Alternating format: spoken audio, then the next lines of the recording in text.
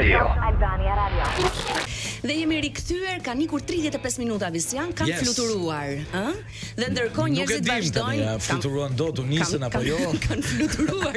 Sa janë ngritur në fluturim. Me që jemi ke fluturimi, përshëndesim gjithë njerëzit që po shkojnë për në aeroport, janë gjatë trafik, mos u mërzisni, na keni neve. Po pikërisht, pra mos u mërzisni, ç'keni, do jeni me ne deri 2 orë, deri në orën 8 domethënë, kështu që do ta kapni fluturimin edhe juve. Tani, për kënaqësinë tuaj, tonën bashk, mirë se erdhët në rubrikën AI.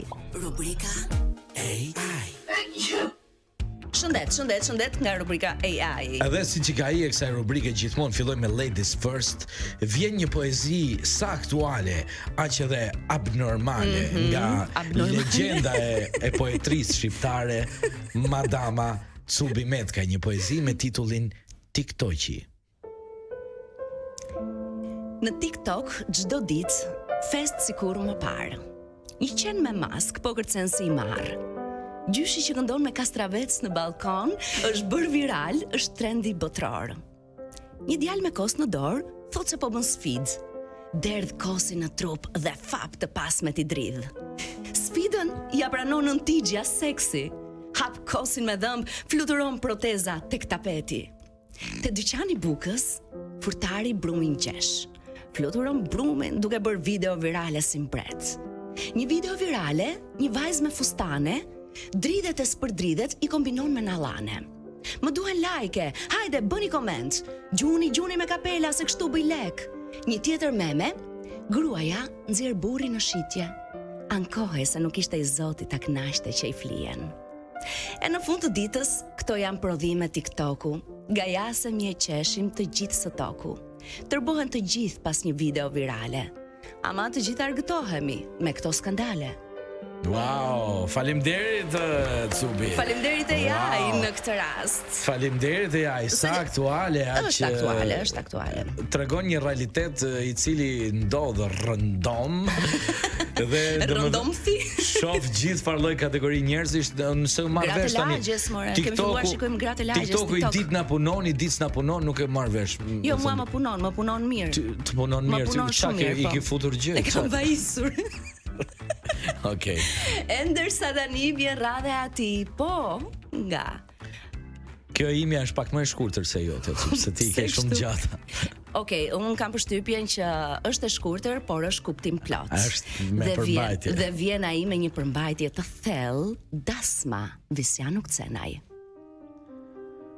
Të ftuarit mbushen në shtëpi si një tuf, babai vallzon me kapele në dorë. Nusja qesh, flokët fluturojnë si shtup, edhe unë si me stil e fus gishtin në tort. Në mes të valleve ku shërira bie, që ndis këpucët e saj në tapet, tavolinat kërcasin, sallatat fluturojnë, dhe kori dasmorve bërtet, nale dorën o Izet. Kur nata bie, vallëzojnë dhe pleqt, me ritmin e DJ-s, që si ndalon fare fusha. Kështu ndalet çmenduria e ditës së nxehtë dhe unë dasmën plot me lot gëzimi e mbusha. Wow, si më kujtoi kjo dasma jote. Shumë dasma bukur. Po kjo e jotja e fundit, Është virale si dasëm. Është dasëm. Ndale dorën Izet. Ndale dorën Izet zëpënami. Ti gishtin te torta fut. Po të pash ty në dasëm nuk shoh shtëpis. Perla momentit. Shumë e bukur gjithsesi. AI ka filluar më duket sikur po e rregullon dorën së fundmi. AI më duket sikur punon në Shqipëri vlla. Shef çam ndodh në Shqipëri. Po sikur ka kapur algoritmin këtu tek ne. Është bërë pjesë e jona më duket. E ka kap algoritmin, më thënë drejtën. Ose e kapi algoritmi atë se s'kishte nga t'ja mbante, se po bëhet nami në fakt. Për gjithë njerëzit të cilët janë entuziast për pas nesër, pra data 19 që është finalja e madhe Big Brother, ndërkohë që ne pam dhe vet live skenën gjigante që është ndërtuar atje në ambientet e Kashare në Top Channel. Është një skenë gjigande Lale, se kam parë në herë një skenë tillë me thënë drejtë dhe duket sikur është ajo motori i raketës e në mas. Është bërë kështu si raketa ajo pjesa. Sikur ka shumë ditë që po punohet për atë skenë. Si, skemi ku parkoj makina dhe është blloku pjesa. Ju bëjmë dije për gjithë njerëzit të cilët ndoshta ditë për fatin e keq do jenë në punë, s'do kenë mundësi të shohin në televizor. Ju bëjmë dije që nuk keni asnjë arsye pse ta humbisni Big Brotherin, sepse Big Brotheri do jetë live në Top Albania Radio që nga ora 7 deri në orën 9 ku do jetë tapeti kuq e më pas maratona e transmetimit të mbrëmjes gjigande të Big Brother. E cila do të jetë gjithë natën pa diskutim deri në mesnatë. Cubi i ti vet ku do ta vërzhgosh? Te tapeti kuq. Ore pas tapetit, pos tapetit. Pas tapetit atje brenda live edhe unë. Do jesh brenda. Ke bler bilet, do shohësh nga salla. Po, në fakt mendoj që do jetë një event që nuk duhet humbur. Jo, patjetër, unë do shoh në shtëpi valla me këmbë përpjet, ku ka më mirë. Po pse në këmbë përpjet më Visian? Po jam lirshëm më Cubi, lirshëm. Kështu shikoni televizor ju në shtëpi. Po, njëri ngre këtej, tjetri ngre nga ana tjetër. Po mirë, të paktën nuk keni kështu luftrash këtej ana ime, këtej ana jote, keni të ndara anët. Jo, po, ne përshtatemi me territorin, ne edhe mund t'i ndërsjellim këmbët me njëri tjetrin. Nuk bëni sherrë ju me njëri tjetrin, besoj. Si ca. Jo. Për momentin nuk jemi toksik. E kemi lënë toksicitetin një ditë tjetër. Kur të mos ketë finale Big Brotheri. Kur të mbaroj. Kush mendon ti Cubi se do ta shpërthej me fitore? Do më thënë, shiko, që t'jemi të saktë, se s'dua të keq kuptohesh. Kush mendon ti se do ta fitoj dhe kush do doje ti ta fitonte? Të pëlqen si pyetje? Po, më pëlqen. Unë e kam të qartë në kokën time, pa diskutim. Si logjik. Che cosa che cacchio mi dici? Jo, kujdes, nejse. Cacchio. Okej. Kaki. Unë në fakt do doja që ta fitonte Rozana. Do doja. Okej. Por në bazë të dinamikave dhe gjithë situatave se si kanë rrjedhur, mendoj që do ta fitoj. Duket që do ta fitoj Gjesti. Duket. Por asnjëherë si di. Duket po themi, po. Do më thënë, Gjesti është vërtet ka një fanbase gjatë të madh për momentin, edhe për shkak se vjen edhe nga një eksperiencë më parshme, edhe normalisht në atë eksperiencë më parshme ishte populli ndjente që ishte i bërë një padrejtësi. Edhe normalisht e kam mbartur me vete këtë. Po ndërkohë ti për shembull Visian, jo kë mendon apo kë do doje, po a ke bërë një sondazh, po themi? Po, kam bërë. Sot bëra një sondazh, e kam bërë që para dite, edhe si mirë bërë që më pyete. Sondazhi yt. Dhe sipas sondazhit të ndjekësve të mi në profilin tim personal. Sipas sondazhit të ndjekësve të Visian Ukcenaj. Po, do të thënë që mos keq kuptohemi, nuk është asgjë zyrtare, nuk janë votat e PS-s as PD-s, janë ndjekësit e mi të cilët kanë votuar si më poshtë. Në Gjesti është në top list me 50% të votave. Wow.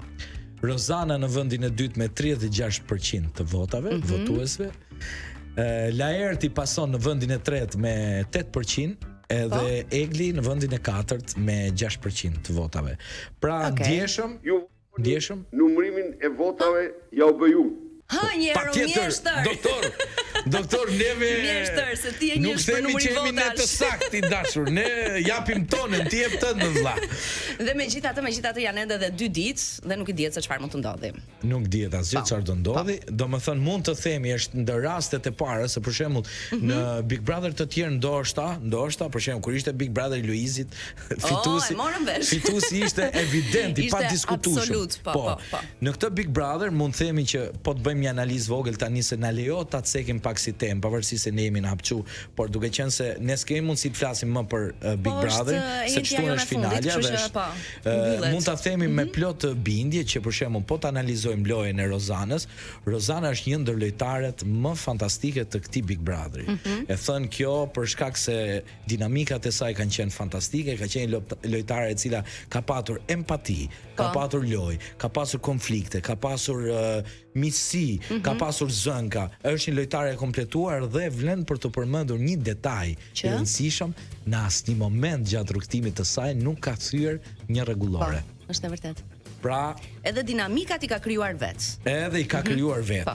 Normalisht ka pas situate ku është futur tek dinamika tjetrit, sepse ti normalisht jeton aty brenda, do përfshihesh pa diskutim. Gjesti. Kush janë meritat e Gjestit? Gjesti ka qenë lojtar i cili me ardhin e tij ndryshoi Big Brotherin. Po, e vërtetë është. E thënë kjo me plot gojën sepse personazhet ishin gjum, kishin futur një tip stili letargjik me njëri tjetrin, apo bëjmë gallat këtu, ham qofta atje dhe kishin rënë një hapi dhe rri. Ishte një Big Brother i qet. Po, shumë i qetë.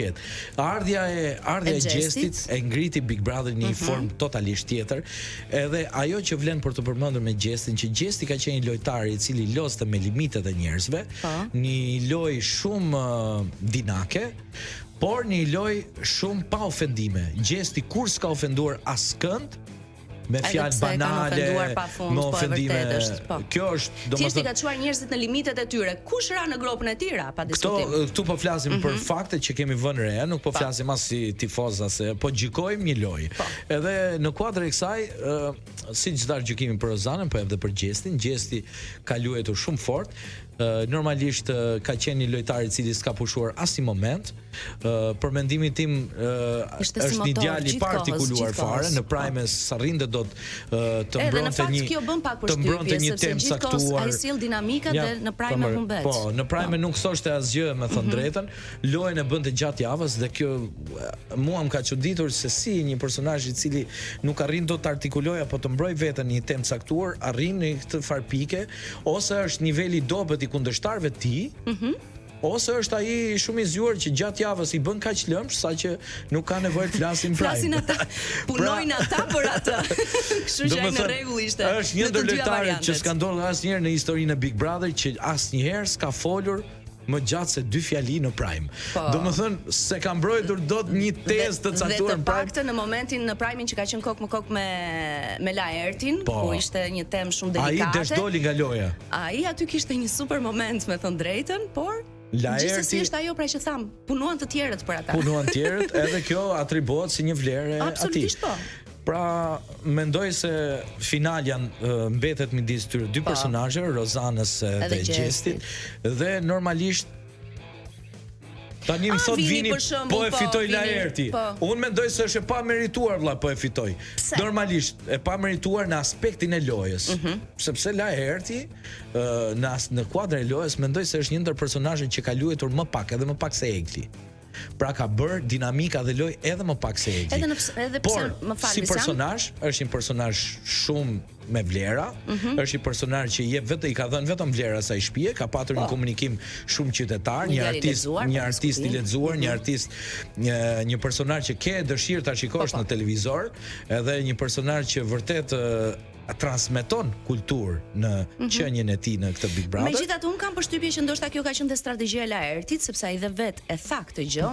Un dua të nxjerr një Laert tjetër dhe jo atë Laert që tha që kemi parë nëpër studiot televizive. Dhe njerëzit këtë kanë patur pritshmëri në fakt ndaj Laertit. Laerti shumica e njerëzve.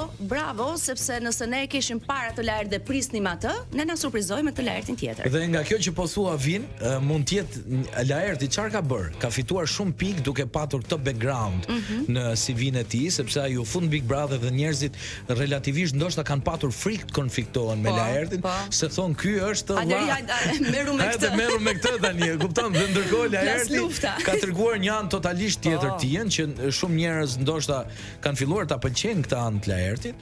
Edhe unë them të bëjmë pak pushim. Po. Të lëm Ledionin flas tani.